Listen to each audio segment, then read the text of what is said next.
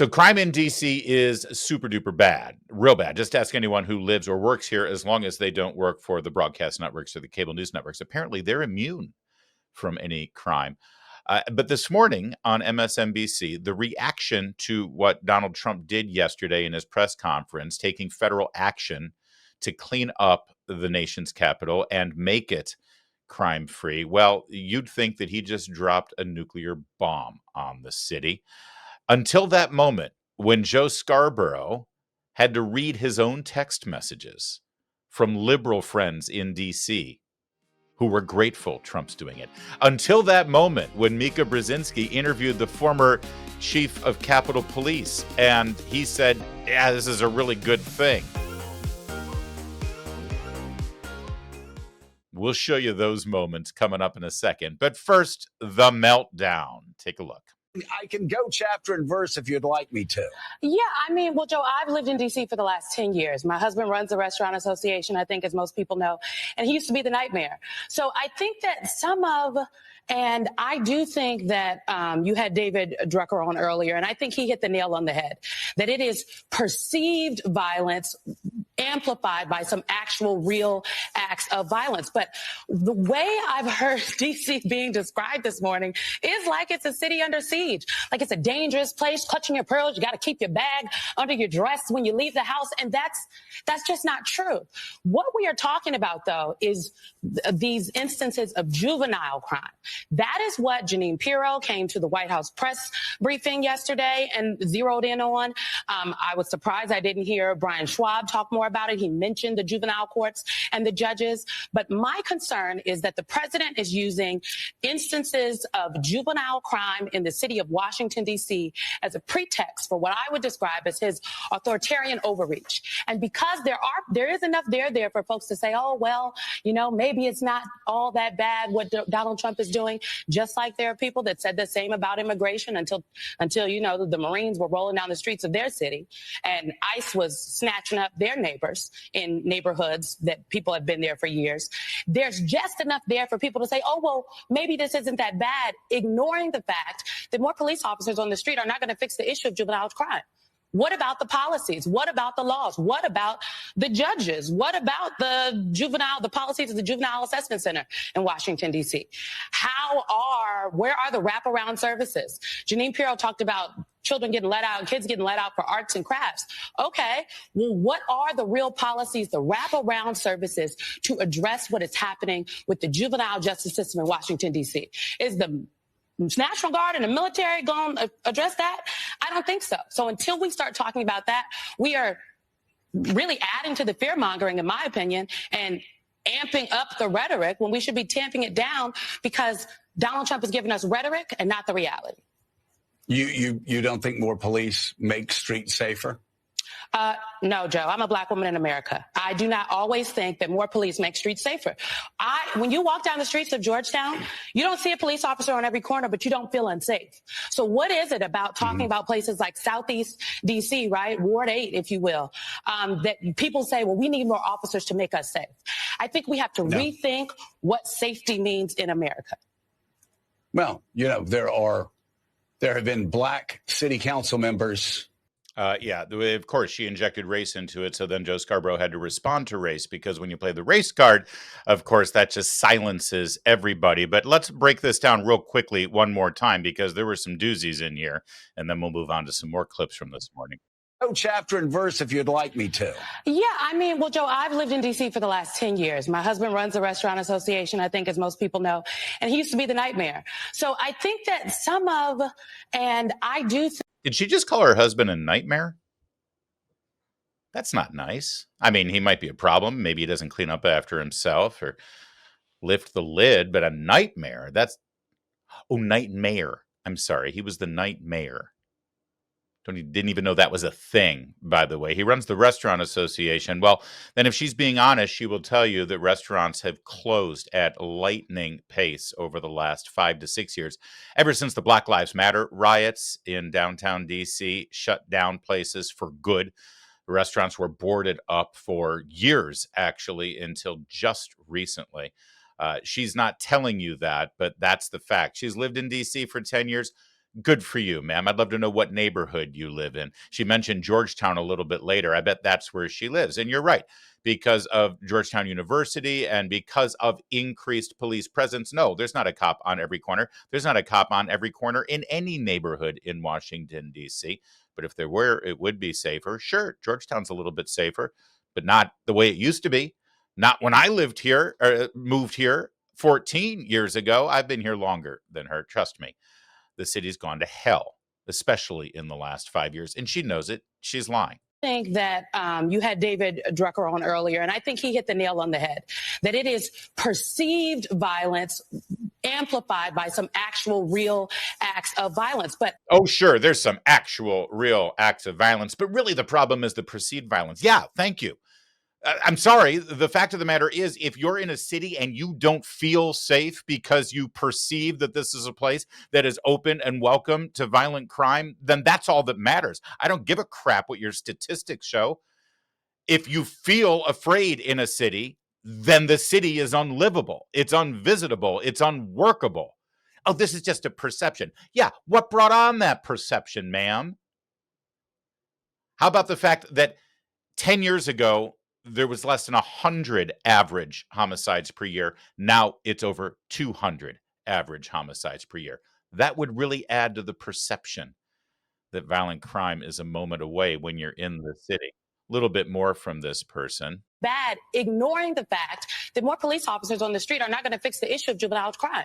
What about the policies? What about the laws? What about the judges? What about the policies of the Juvenile Assessment Center in Washington, D.C.? So this is the same thing you hear from the left all the time. Oh, no, that's not the root cause. More police. You can't arrest your way out of this. You can't convict your way out of this. First of all, yes, you can. It's funny. When you arrest criminals and you put them away, they can't commit any more crimes. And I know, hear me out for a second.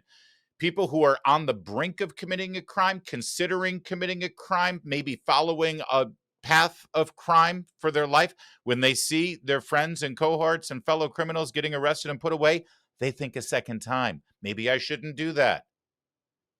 Of course, you can arrest your way out of this. We've known this for hundreds of years, right over here in Western civilization, ma'am. We know that for a fact, but this is exactly the kind of left-wing claptrap we hear about every problem in this country. Oh, the border issue? We can never really have a secure border. We have to go down to Guatemala and get to the root cause of the problem, the root cause of illegal immigration. I don't give a crap what the root cause is, but if you shut down the border, the problem is, in fact, solved. But what about the root cause? Don't care. The roots are over there, not here. But this is the typical thing. Let's talk about the juvenile people, and we want to do this and we want to do that. No, here's the message to juveniles. Here's how we're going to fix juvenile crime. If you're a juvenile and you commit a crime, you're going away.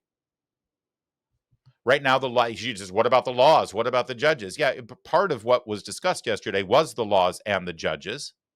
The judges, sadly, have to adhere to district law in Washington, D.C., and the district council has made it so that if you're a juvenile and you're convicted of a major violent crime, you cannot be incarcerated past the age of 21.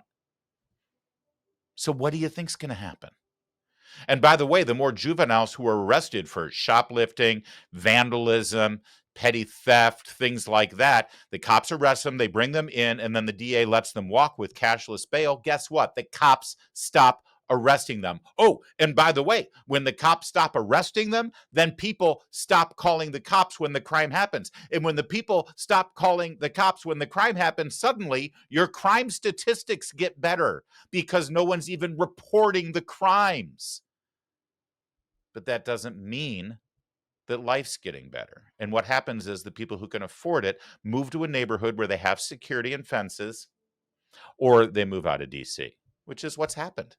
It's what's happened to a lot of people. All of that, lies upon lies upon lies. And she mentioned Jeanine Pirro in the arts and crafts, and she's not kidding. This was the new U.S. attorney in D.C. yesterday talking about what happens to a juvenile if they're arrested for, car theft, carjacking, mayhem, assault, armed robbery. If you're 16 years old and you're arrested and convicted for armed robbery, what happens to you in D.C.? These kids understand that the jurisdiction is through the state attorney general, Brian Schwab. I did a poster of the young man from Doge who was beaten bloody with a severe concussion, a broken nose. And then I did a poster of what happens to those kids because I can't arrest them. I can't prosecute them. They go to family court and they get to do yoga and arts and crafts. Enough. It changes today. Thank you, Mr. President. Later on, she was taking questions from reporters, and one of the reporters said, well, isn't crime down in D.C.? Crime is down in D.C., isn't it? Crime is down. By the way, everybody who says they're quoting this 30% rule, they're saying, oh, violent crime's down, not 30%. They're saying violent crime is down to its lowest rate in 30 years. Just so you know, the source of that data point is a letter issued by the Justice Department under Joe Biden the first week of January before Trump was sworn in. And just so you know, the language in that report says reported crime. Reported crime. Number one, there's a police commander at the Metro Police Department in D.C. who has been suspended because they were caught fudging the crime statistics numbers and making it look better than it really is. And number two, FBI crime database is completely effed up. People in major cities aren't properly reporting actual crimes to the FBI crime database. It's all BS. It's all lies. So here's Judge Janine. Also, some violent crime is down. Why now? Why now? Because, it may be down, but the question is always down from what? If we had the fourth highest homicide rate in the country 2 years ago, all of a sudden it goes down. People want to pat themselves on the back. No way. Talk to any of the crime victims. I was just at a college a couple of weeks ago where I had photos of young kids who were victims of homicides, of shootings, and it happens over and over again. It's not okay because it's down from last year. It's bad. This is the nation's capital. This is a shining city on the hill. We're not going to tolerate it. People are afraid to come to this city. That's right. And we showed you the numbers yesterday. It's not even good enough to compare this city to other American cities where it should be a shining city on a hill. As you just heard, it is the nation's capital and the greatest nation on this planet. At the very least, D.C. should be better than, Cleveland. But even secondarily, what about compared to other capitals? Right now, it is a national disaster. It is an embarrassment for every American that Bogota, Colombia, and Mexico City have lower homicide rates than our capital. And all you hear from the left is excuses and say, oh, no, it's not that bad. It's just because Trump is bad. See, here's the thing. If Biden had announced this, they would be celebrating this. Finally, we have a president who cares about the people in Washington, D.C. Finally, we have a president who's stopping crime in our nation's capital. It's a predominantly black city, and it took Joe Biden and his empathy to solve the problem of black crime in Washington, D.C. because the victims are all black. Trump doesn't get that. No, what they would say about Biden, by the way, they say, finally, Biden is solving the crime problem in D.C. that Trump started. We wouldn't even have this crime in D.C. if it weren't for Trump. It took Biden to fix it. But because Trump is doing it, they've got to hate it. It's just the law. It's the rule. By the way, did I mention Joe Biden? Driving home, my staff who lives here in the Hill reminded me, don't stop at a stoplight until I'm out of town. If I see a red light late at night, since there's very little traffic, slow up at the other block so I never come to a full stop except in the middle of the block because of carjackings. Stopping at a light, people standing in a corner, walking up with a gun.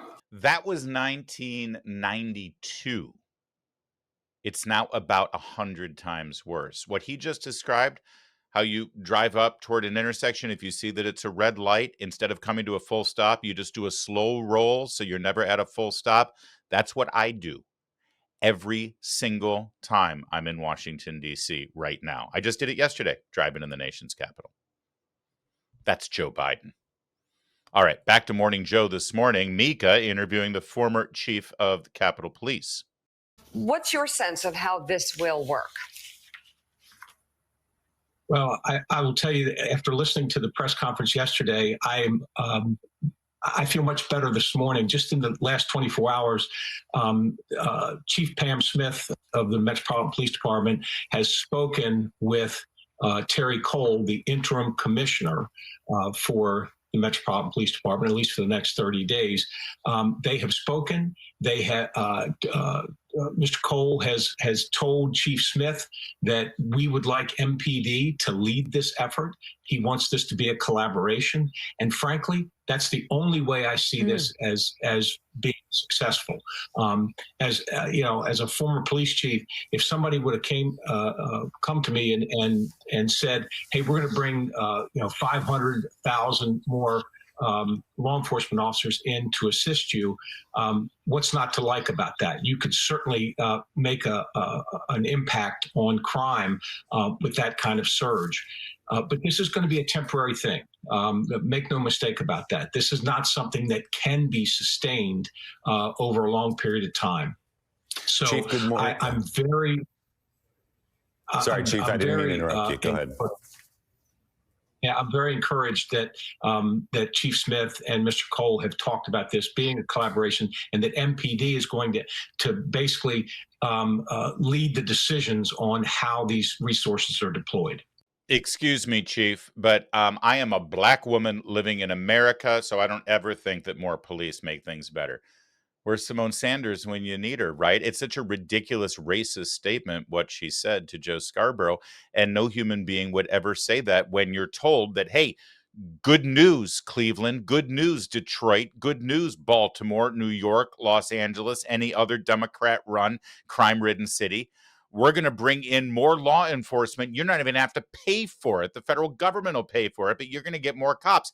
What city leader doesn't welcome that? Unless you're Simone Sanders. No, I'm a black woman living in America, so police don't make things better. Guess what?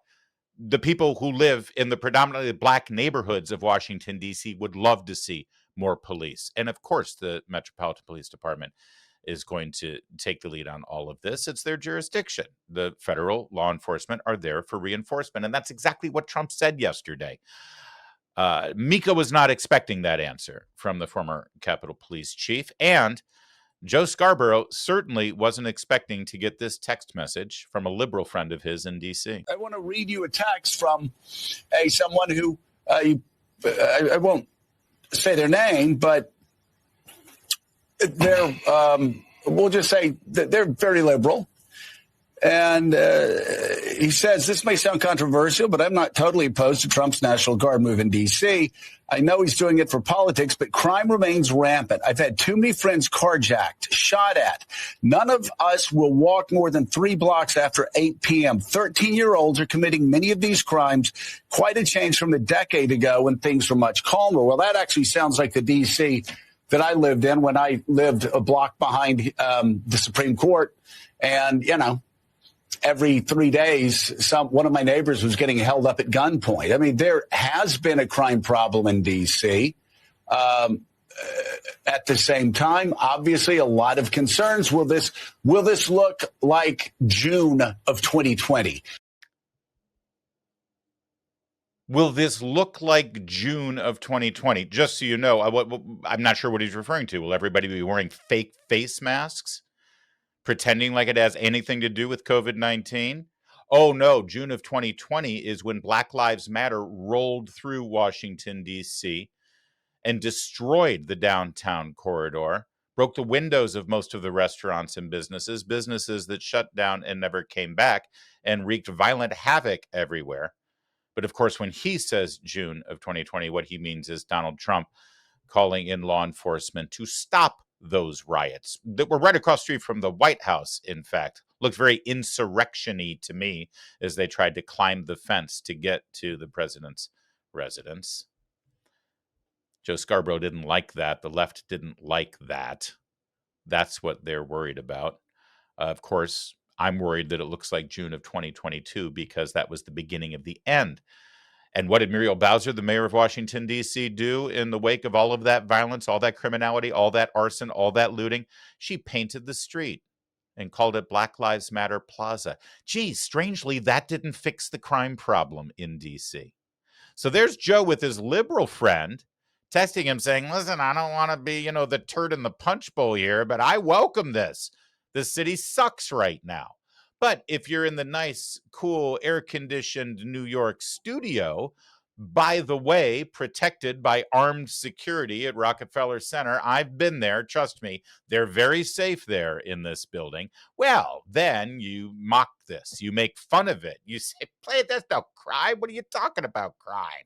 Here's the heat miser." Or is that the villain from The Incredibles? I'm not sure which. It's really important to be clear about what is going on here.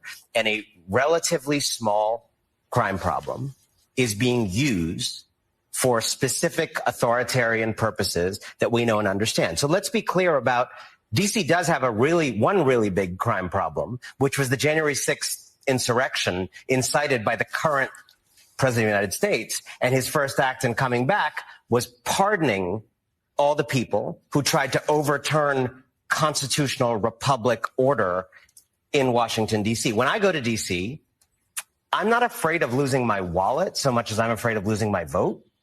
I'm not afraid of losing my wallet so much as I'm afraid that my children's freedom to breathe will be stolen in a world where climate change policy is non-existent.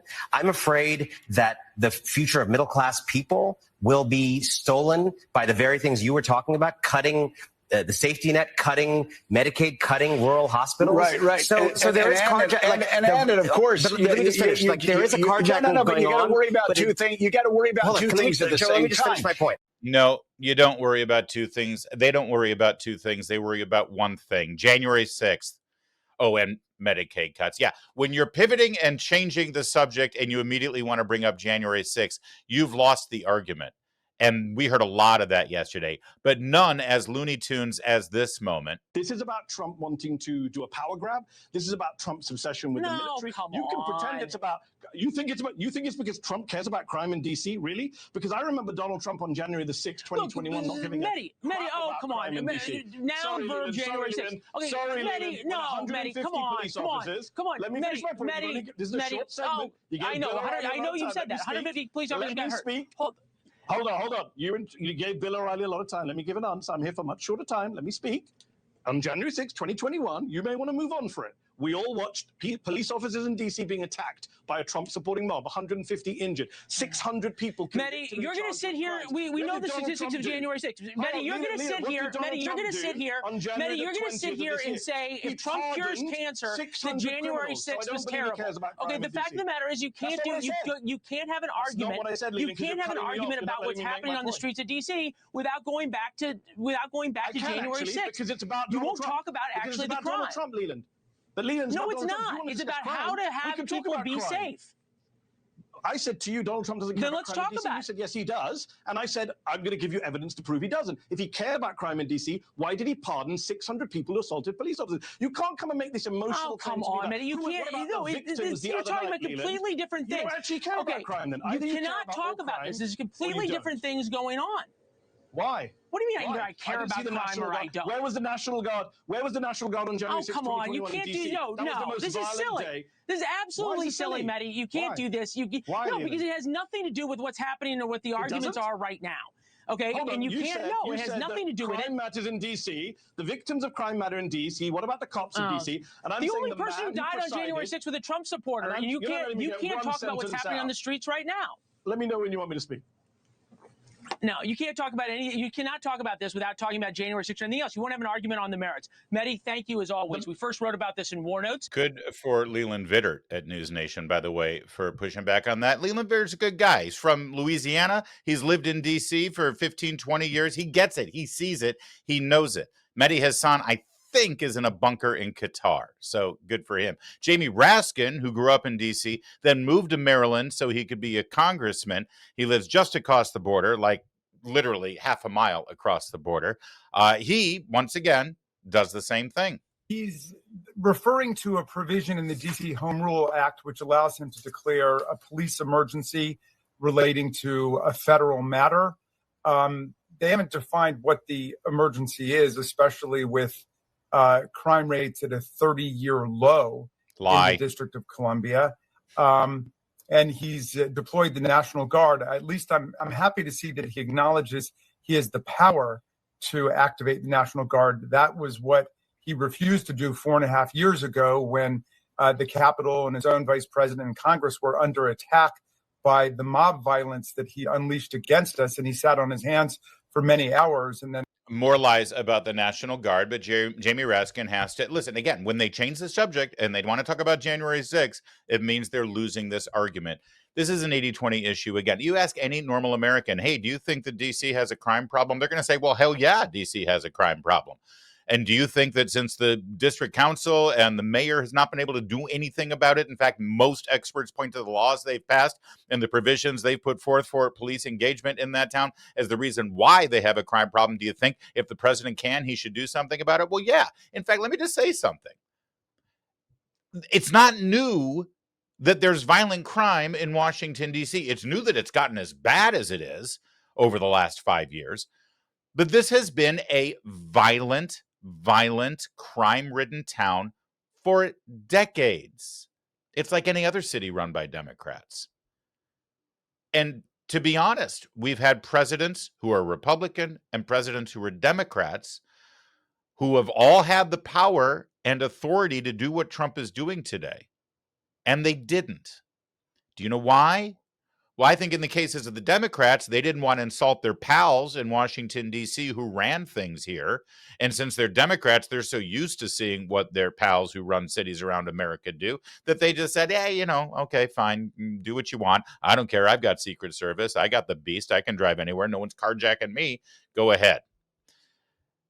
And for Republicans, I honestly think their reaction was, well, what are you going to do? It's a big city. It's run by Democrats. I'm not going to get my hands dirty with that. Why should I do that? I got bigger fish to fry. I got other stuff to deal with. They didn't care, honestly. I mean, if Trump is guilty of anything here, it's not authoritarianism. It's for caring because he grew up in Queens. He lived in New York his entire life. He saw the horrible years of the 60s and the 70s and Ed Koch and David Dinkins.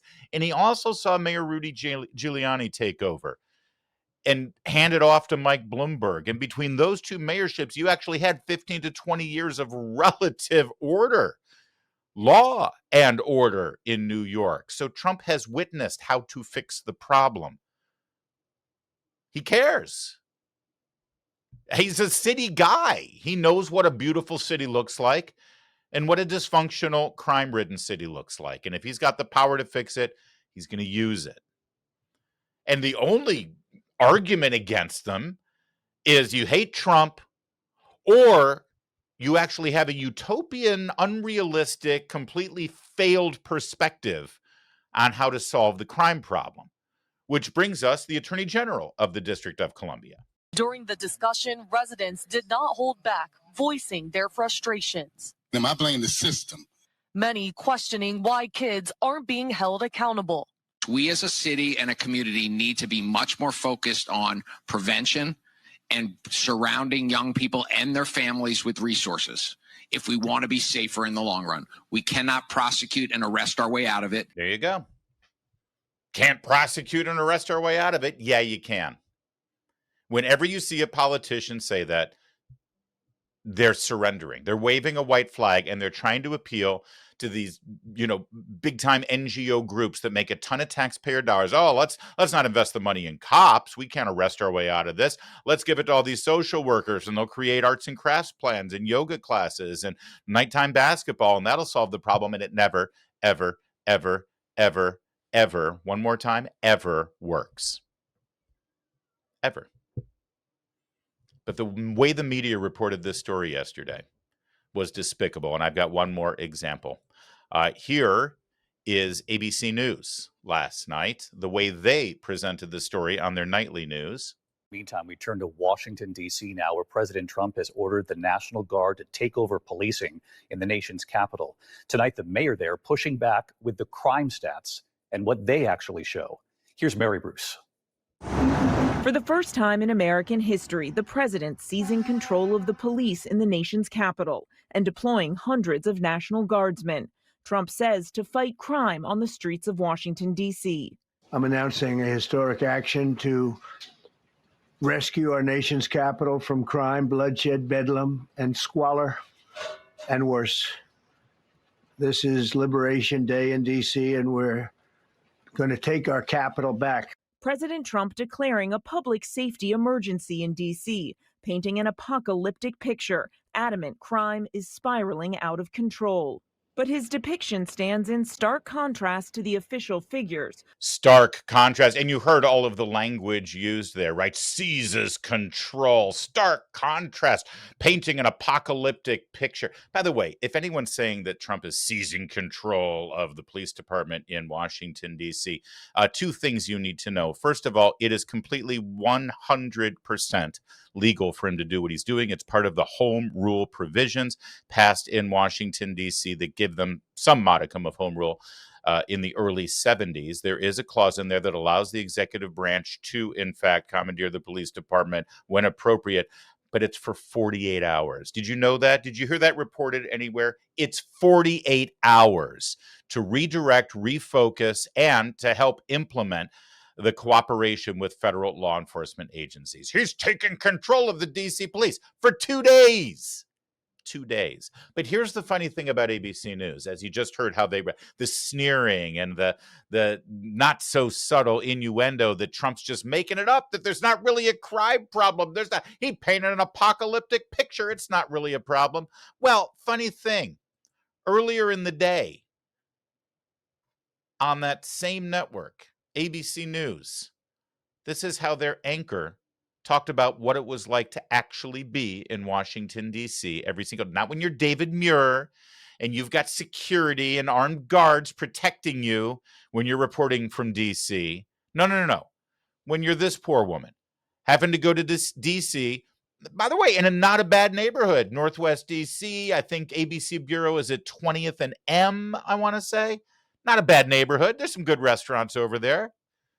And listen to the story she tells. We've been talking so much about the numbers, and yeah, usually that's how you play devil's advocate, is you talk about, oh, well, stats say crime is down. However, I can tell you firsthand here in downtown D.C. where we work, right here around our bureau, just in the past 6 months, there were 2 people shot. 1 person died, literally 2 blocks down here from the bureau.